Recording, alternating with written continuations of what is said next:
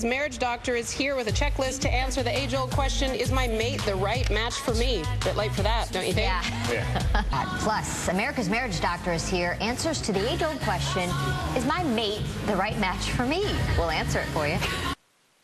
She is called America's marriage doctor, and her job is not only to tell us how to make marriage work, but what to do when a couple is not the perfect fit.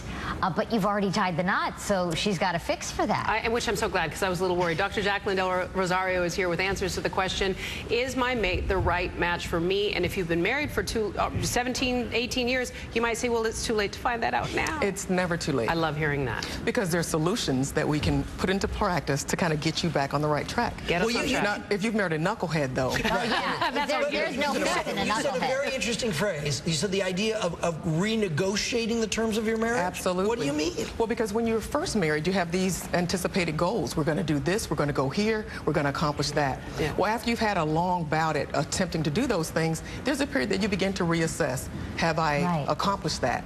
And then you also make decisions whether I'm willing to work that hard again to continue further. What do you mean? Like, are you talking about things like we're going to get married, we're going to buy a house, we're going to have children, and we're going to plans like that? You have plans, and you also have plans about how you want your marriage to unfold. Yeah. But we know that life gets in the way. Right. Sure does. So it never unfolds exactly the way we anticipated.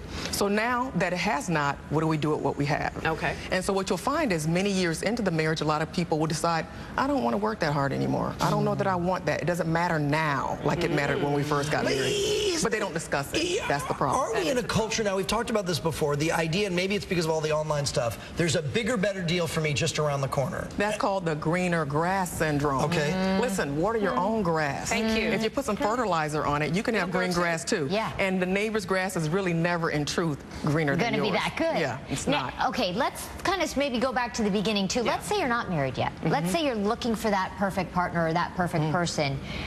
How do you know when you've found the one? That's the question of the universe. How will I know? And so how do you know is based on 80% of the equation is going to be compatibility. People think, well, I can be Susie Straight-Laced and I can date Dick Dangerous. Bad combination because they think that opposites attract. It's a myth. It's a misnomer that's landed a couple of people in divorce court. What you need is you need someone that's like-minded. That means that they're like you. So you think the same way, you have the same morals and values, so you have a lot of similarities. Listen, life is tough. Yeah. So you need to be with somebody that is more like you.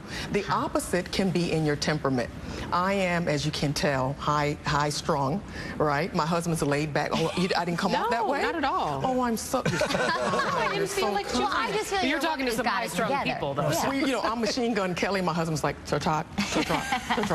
Nothing ruffles his feathers. But that's a wonderful temperament balance, because then I speed him up, he slows me down. Yeah, that's if we were true. both the same, we burn each other out. Like-minded, but you can have different personality traits. That can work. Exactly. Let's talk about the role of counseling. Sometimes premarital, sometimes when you're already married. That can play an important role for some couples. It must, but I want to reform the way America thinks about marital counseling. We go and get your car tuned up every year. You go to the doctor to get a physical every year. To me, counseling should not be an issue that you go to or you use. Only when there's trouble. Yeah, when there's trouble. It should be something you do annually. If you have a decent marriage, don't you want to keep it decent? If you don't, keep it checked up and in tune, you're going to have problems. We have impasses that we meet every year in our relationships with your friends, with your mate, and a lot of times we can't work them out. You need a third voice. That's really interesting. That's very interesting. Makes sense. Wow. Can she just stay foforever? We're going to keep her and the dog. Keep it sweet, she said. The puppy, and we're keeping Dr. Del Rosario because we just need both. The help. We need the help, let's be honest. For more information about Dr. Del Rosario, go to KTLA.com. Thank you so much. Thank you, come doctor. again? I will. Please. We'll fly her up from Miami. Or let's go visit you. We could come to you. I'll take good care We'll of keep this relationship healthy. Here are the new stuff now. Here's Frank Buckland.